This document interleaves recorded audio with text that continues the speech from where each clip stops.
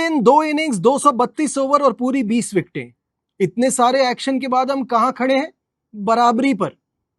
England ने किए 387, जवाब में इंडिया ने उतने ही रन बनाए, ना एक कम ना एक ज्यादा। This is Najibul Hasnain honestly speaking. अब तक जो हुआ उसको माइनस ही कर देते हैं, क्योंकि इस टेस्ट मैच का फैसला तो एक एक इनिंग पे ही होने वाला है। सब कुछ बिल्कुल बराबरी का रहा। रूट ने वहां सेंचुरी की तो केएल राहुल ने यहां सैकड़ा जड़ दिया। उनकी तरफ से परफॉर्मेंस आई Jamie Smith, Brydon card, Stokes, pope, और यहां पंत, जडेजा, करुण नायर और रेड्डी ने जान मारी। रिकॉर्ड्स भी दोनों तरफ से शानदार बने। वहां जो रूट ने अगर रिकॉर्ड बनाए हैं तो बुमराह भी किसी से पीछे नहीं है। चले मैच पे तो बाद में आते, पहले थोड़ी सी रिकॉर्ड्स की बात कर लेते हैं। जहां जिक्र हो रहा था रिकॉर्ड का, तो आपको बताता चलूं कि जो रूट ने राहुल द्रविड़ का एक पुराना रिकॉर्ड तोड़ दिया है। जब उन्होंने करुण नायर का शानदार कैच लिया तो वो राहुल द्रविड़ का 210 कैचेस का रिकॉर्ड तोड़ने में कामयाब हो गए। 211 कर लिए हैं जो रूट ने। जो रूट की भारत के खिलाफ 11 सेंचुरीज, ये रिकॉर्ड टूटा तो नहीं लेकिन इन्होंने बराबर किया है स्टीव स्मिथ के साथ। उनकी भी इंडिया के खिलाफ 11 सेंचुरीज हैं। हाँ, एक चीज में वो सबको पीछे छोड़ गए। भारत के खिलाफ सबसे ज्यादा रन यानी 3000 रन करने वाले दुनिया के पहले बल्लेबाज बन गए हैं, which is a big achievement. Home of cricket में सबसे ज्यादा सेंचुरीज तो उनकी पहले से ही थी, 7। ये सेंचुरी बनाकर उन्होंने उस रिकॉर्ड को और मुश्किल बना दिया है। दुनिया के बाकी बल्लेबाजों के लिए 8 सेंचुरीज हो गई हैं उनकी लॉर्ड्स में। और मैंने कहा ना, बुमराह भी रिकॉर्ड्स में पीछे नहीं रहे। तो जो ये पहली इनिंग में उन्होंने 5 विकेटें ली, तो सबसे ज्यादा अवे टेस्ट में इंडिया की तरफ से पंजा लगाने वाले बॉलर बन गए। 13 बार वो ये कारनामा सरअंजाम दे चुके हैं। इससे पहले द ग्रेट कपिल देव 12 मरतबा 5 विकेट हॉल्स हासिल कर चुके हैं अवे टेस्ट में फॉर इंडिया। सो रिकॉर्ड्स की बात हो रही थी तो मैंने कहा ये भी आपको बताता चलूं। मैच की तरफ आते हैं। आज जो इनिंग बिल्ड की इंडिया की तरफ से, वो केएल राहुल और ऋषभ पंत की पार्टनरशिप थी। हम शुरू से ये कह रहे थे कि यहां पे ये पार्टनरशिप बहुत इंपॉर्टेंट है, बिकॉज यहां कुछ ऊपर नीचे हुआ ना तो स्कोर काफी ज्यादा है, बनाने में बड़ी मुश्किल होगी। इन दोनों के दरमियान 141 रन की पार्टनरशिप रही। केएल राहुल, मुझे उसके बैट का फ्लो इतना पसंद है और ये पिच भी उनको सूट करती थी। यहाँ थोड़ा डिफेंसिव अप्रोच के साथ जाना था, देख के संभल के खेलना था, तो इस चीज को केएल राहुल ने इसका पूरा फायदा उठाया। पंत के लिए तो मैं बार बार कहता हूं, अगर दुनिया में अभी भी किसी को पंत की स्किल्स पे शक है तो मुझे बड़ी हैरत होती है। He is the best test wicket keeper batter in the world. Fantastic. उंगली में चोट लगी थी, उसके बावजूद जिस तरह से वो खेले और जो इंपॉर्टेंट 74 रन की इनिंग उन्होंने खेली, जितनी तारीफ की जाए कम है। साथ में हम रविंद्र जडेजा को कैसे भूल सकते हैं, क्योंकि जडेजा की इंपॉर्टेंस देखनी हो ना तो इस बात से रियलाइज करें कि पहले टेस्ट मैच में वो नहीं चले थे और इंडिया की टेल बुरी तरह नाकाम हुई। उसके बाद जब वो चलने लगे तो पोजीशन इंडियन टीम की कंफर्टेबल होने लगी है। He is very very important as an allrounder.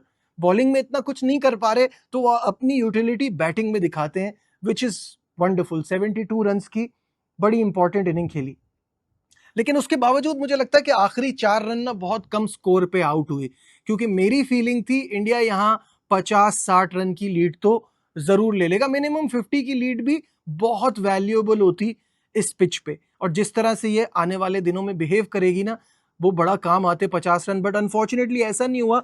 India वो 376 for 6 and then 387 all out. तो यहां जो है ना, वो ये थोड़ी सी एक चीज थी जो मुझे लगा कि अगर थोड़े से रन बन जाते या रेडी थोड़ा जरा और दिलेरी से खेलते, इतना ज्यादा डिफेंसिव ना होते, तो शायद 40-50 रन ऊपर होते। खैर, अब 2 दिन बाकी हैं, 2 इनिंग्स हैं और 2-1 की लीड है जो कि निशाने पे है दोनों टीमों के। क्या होता है ये तो आने वाला वक्त ही बताएगा। मुझसे अगर आप पूछें तो क्योंकि मैच बिल्कुल बराबरी का रख रहा है, थोड़ा सा एडवांटेज मैं इंग्लैंड को सिर्फ इस बात पे दूंगा कि आखिरी इनिंग इंडिया ने खेलनी है, आखिरी बारी इंडिया की है। Which on this pitch is going to be very difficult. हाँ, इंडिया को यह एडवांटेज है कि शोएब बशीर की उंगली में चोट लगी है, but that is his non bowling arm, तो इतना फर्क पड़ेगा नहीं पड़ेगा, वो किस तरह से बॉल कराते हैं नहीं कराते, अगेन ये तो अपडेट हमें कल ही मिलेगी, आगे पता चलेगा। आप क्या सोचते हैं इस मैच के हवाले से? What's your thoughts?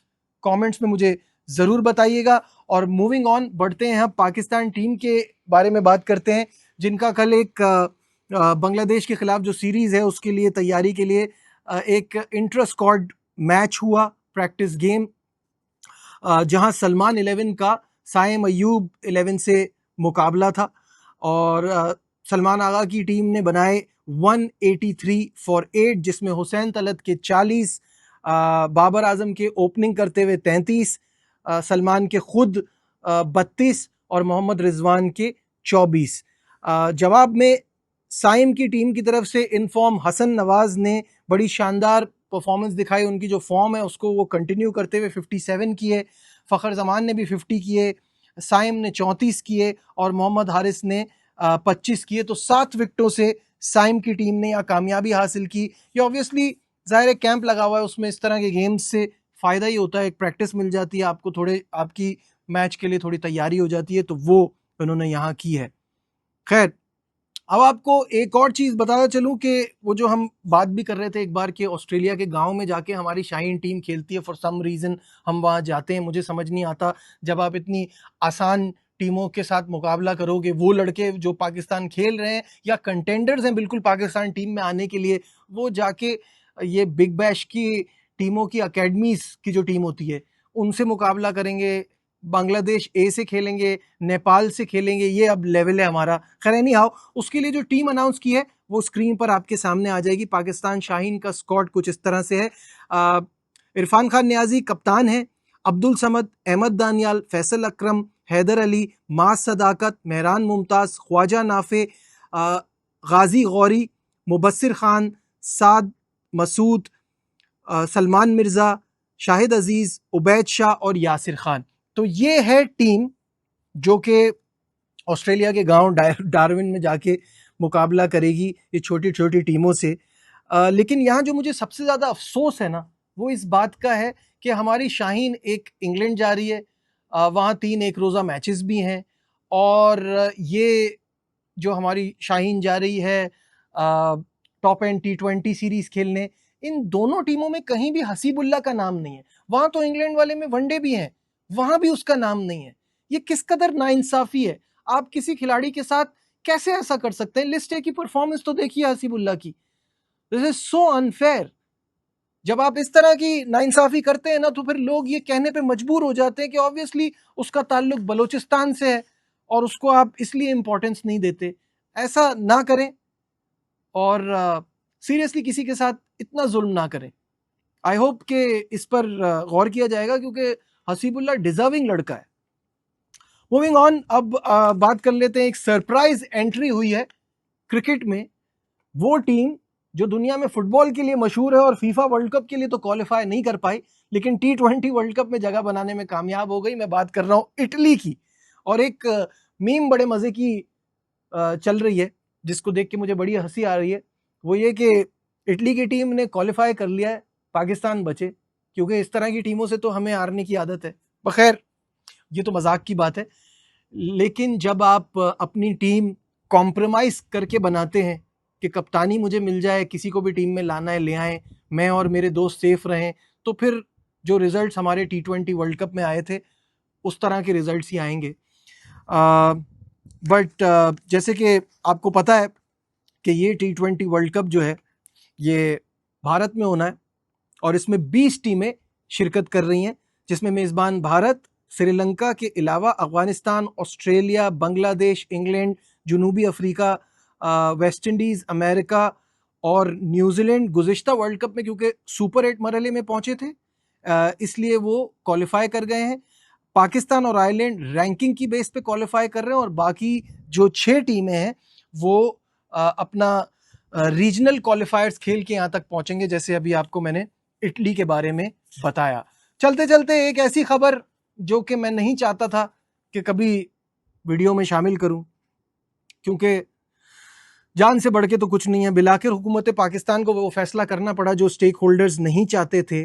पाकिस्तान की टीम हॉकी एशिया कप खेलने भारत नहीं जाएगी क्योंकि चंद इंतहा पसंदों की वजह से, आरएसएस के गुंडों की वजह से, जो कि कंटिन्यूसली धमकियां दे रहे हैं और सोशल मीडिया के डिफरेंट अकाउंट से पाकिस्तानी टीम के खिलाफ, पाकिस्तानी प्लेयर्स के खिलाफ खुल्लम खुल्ला जहर उगल रहे हैं। मीडिया भी इसमें शामिल है, मैंने अर्नब गोस्वामी का भी नाम लिया था। तो इसकी वजह से सिक्योरिटी को मद्देनज़र रखते हुए ये फैसला किया गया है कि पाकिस्तानी टीम को इंडिया नहीं भेजा जाएगा।